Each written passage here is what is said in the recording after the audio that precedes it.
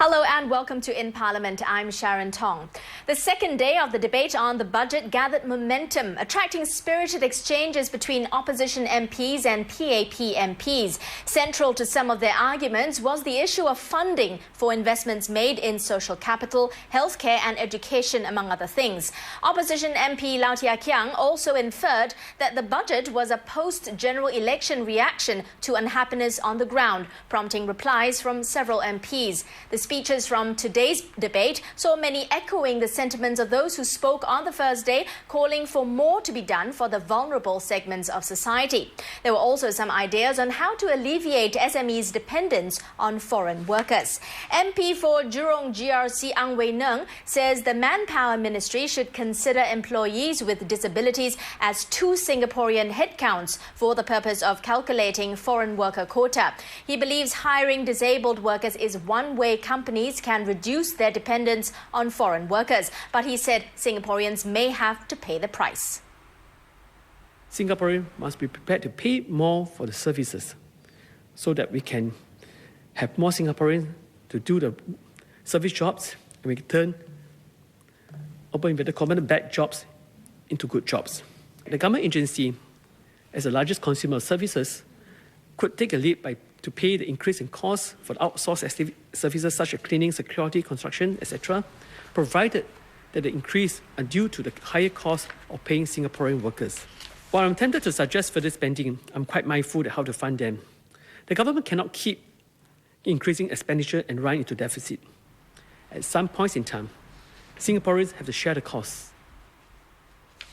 Funding was also one of the key points made by several members. MP for Pasir Ris Punggol GRC says in a time of global uncertainty, when other nations are arguing over which austerity measures to make, Singapore was fortunate enough to be debating instead about how best to increase its expenditure. He said many nations are unable to achieve a balanced budget, but it is a cornerstone of Singapore's budget. A remarkable feat that has been quietly repeated year on year on year, but receives very little commentary, quite understandably, because the headline, Finance Minister delivers yet another balanced budget, isn't going to sell many newspapers. This fundamental part of our policy approach should be given more prominence. Its importance in getting us to this point in our nation's story cannot be overemphasized. We spend within our means. Other MPs also echoed this sentiment. MP for Sembawang GRC Vikram Nair, who said balancing the budget was important or future generations may have to pay the price. He responded to earlier points made by opposition MP Chen Shou Mao. Mr. Nair questioned how the MP for Aljunied GRC would propose paying for schemes he suggested, like setting up agencies to help vulnerable groups. In principle, I agree entirely that if we have investments that pay for themselves and can achieve the benefits he has promised, it should be done, and all members of this House will stand behind it. So I just hope that we can have the details to do that. My point was that when we talk about spendings, especially those in the policy areas of social policy, meaning social security, public housing, education, healthcare, and infrastructure, and the environment. We should bear in mind that we're not just talking about, in most cases, spending to be incurred in this one term. I think to have a balanced budget and a long-term view in the environment that the globe presents us today, that is in and of itself an achievement that we should all be proud of in the House today. MP for Aljunied GRC Lau Tia Kiang called this year's budget a special one. He put it in contrast to previous budgets, which he said focused on the economy. Speaking in Mandarin, Mr. Lau said reducing dependency on foreign workers and restructuring the economy may even slow down growth. 过去政府拼经济，现在着重的是社会的建设。那议长先生，我觉得这种看法未免太过片面了。身为一个一个没有天然资源的小红点，新加坡无时无刻不得不拼经济。我本身在经济发展局待了10年，更能感受得到这个的重要性。一个国家经济政策有效，才有可能为社会创造财富，才有可能有盈余。有了盈余，才能为人民多做事。While Labour Chief Lim Swee Say urged fellow MPs to work at building a more perfect Singapore in an imperfect world. 因为过去的新加坡不是一个失败的新加坡，未来的新加坡也不会因为2011年的大选而开始，因为政党的利益并不是我们新加坡政府的主要的目标。建国的路途是长远的，它充满了机遇，充满了挑战。建国的策略因此需要因时而变，但是以人为主、以国为本的宗旨是不可以变的，不会变的。Mr. Lim also said 3 important outcomes should be achieved as Singapore's economy restructures. He said the restructuring must include enterprises of all sizes. Also, Mr. Lim said the restructuring should include workers of all ages and skill levels. The third outcome is to include both local and global manpower when restructuring. Mr. Lim said the idea is to manage growth of foreign manpower, not turn away from it totally. There certainly will be pain with change. But we must always remember that there will be bigger and longer pain without change. So therefore, as we go through this process, let us not try to hope for a painless process. It won't happen. But let us as Singapore United, let us go through the pain together, let us go through the change together, so that at the end of the day, there's a gain for us to share together. For a start, many members of parliament felt there was a need to change social mindsets in order for Singapore to move forward. Mayor Amy Khor says there should be what she calls a social partnership in Singapore's quest to build an inclusive society. She said an inclusive society wasn't just about the government putting in place policies to redistribute resources to help the vulnerable. It is also as much about individuals wanting to be helped and to help themselves. The community must look out for one another, and the able must stoop to help the less able. In this way, the holes are plugged and more sustainable solutions can be proffered. Let me cite an example to further illustrate this. This is a case of a resident in my constituency who alerted us of the child family of 4 siblings in a neighbouring HDB unit. All 4 were afflicted by a genetically inherited disease, and all became blind. Grassroots leaders did not know about the family, as the family never switched on the lights since they were blind and sleeps early every night. Hence, we never reached them, even though we have done many house visits in that block. We need the community to come forward to reach out and support such vulnerable families, hand in hand with the government. In his speech, Dr. Lam Pin Min referred to 2 recent events which made him realise there was a need to change the mindsets of the people. The Woodlands and Toh Yee incidents, where residents protested against the building of elder facilities in their neighbourhoods. I do agree that residents in Woodlands and Toh Yee have a right to be heard, and their views should have been sought about the building and siting of the proposed facilities. But when I heard some of the reasons cited, I was stunned and disappointed. What alarms me most is what we coin the NIMBY, or not in my backyard syndrome, where people refuse to have facilities sited near their homes, but far away. Growing old is something inevitable for every one of us. To put it very bluntly, we are actually doing this to prepare for ourselves in the future. Nominated MP Lawrence Lien says he believes Singapore is in a social recession. In his debut parliament speech, Mr. Lien says being an inclusive society is something Singaporeans must want first. Otherwise, the social policies and programs implemented by the government would be futile. You can give the silver housing bonus to seniors, but other residents may reject the building of studio apartments and services for seniors. You can give the special employment credit, but employers may refuse to hire and fit jobs to suit the disabled and senior workers. We should establish a basket of social indicators that we track each year to measure the social health of the country. Sir, this social health index would be the social sector's equivalent of the GDP indicator for the economy. We convened a social review committee to create a new shared vision, a new social compact, which were missing from Budget 2012. Several union MPs joined the debate today, focusing their speeches on workers. Labour MP Yeo Guat Kwang raised the issue of encouraging employment among low-income earners in Parliament. He stressed that one area that needs to be looked at is the social responsibility of government service buyers.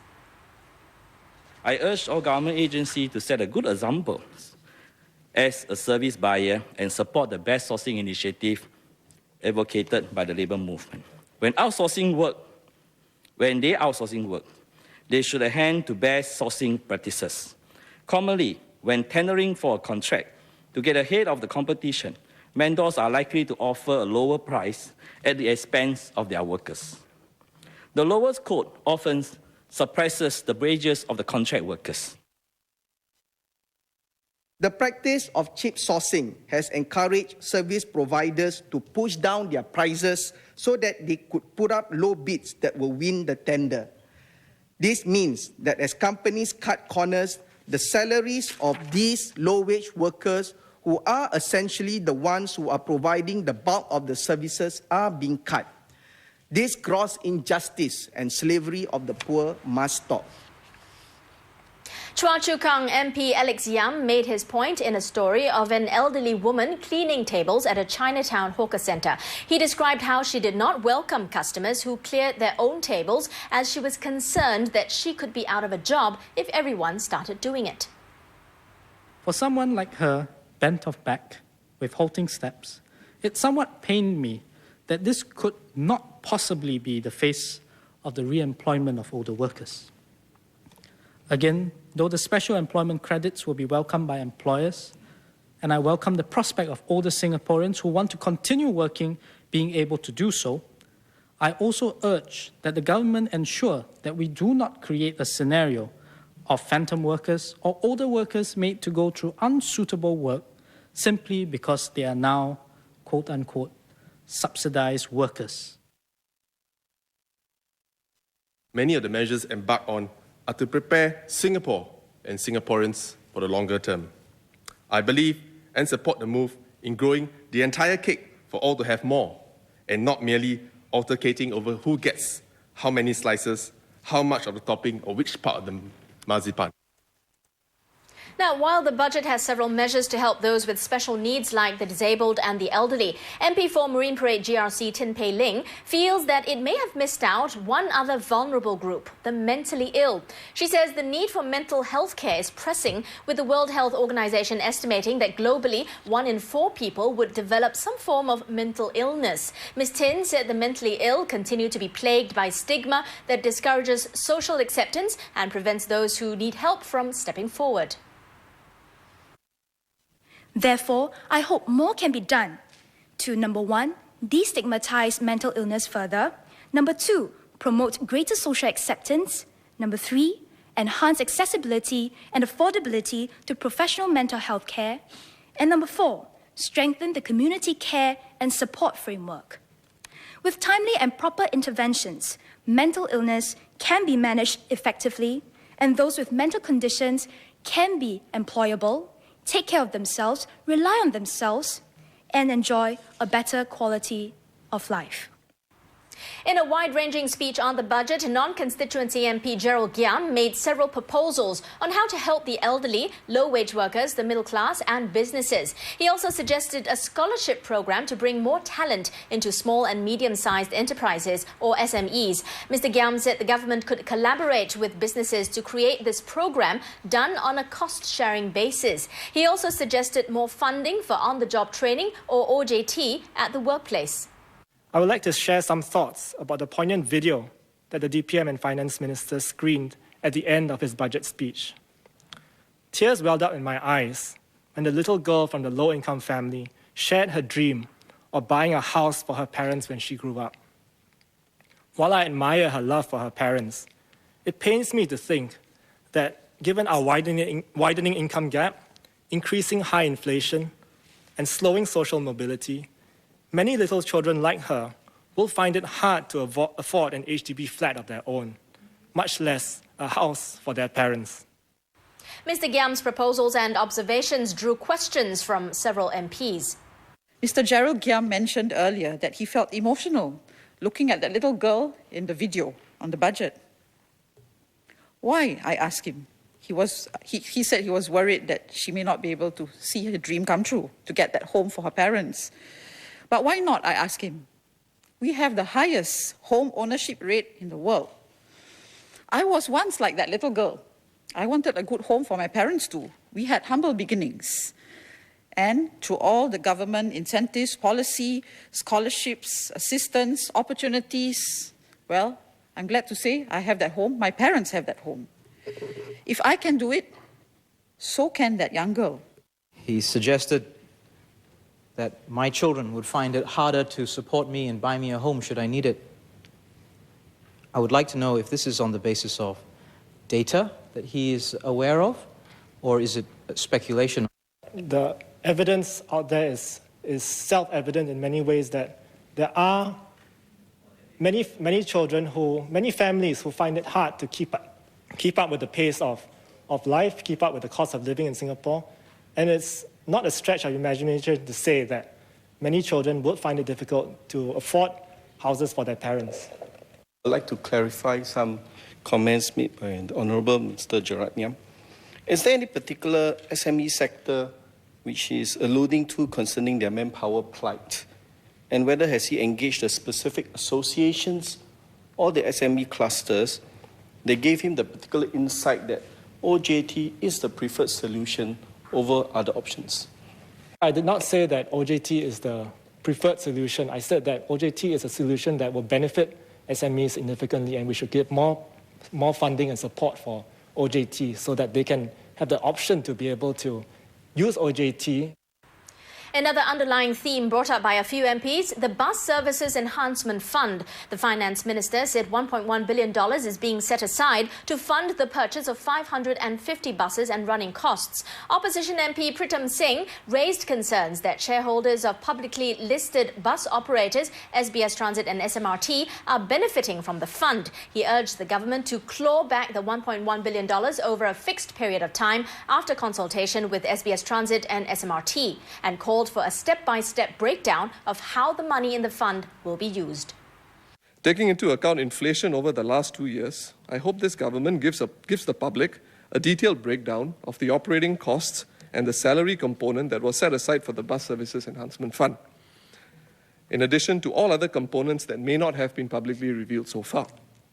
Too much of this dispensation of taxpayer dollar to these two profit-generating monopolies, quasi-monopolies, I beg your pardon, is currently unknown to the public beyond the big figure, and some transparency would be very helpful.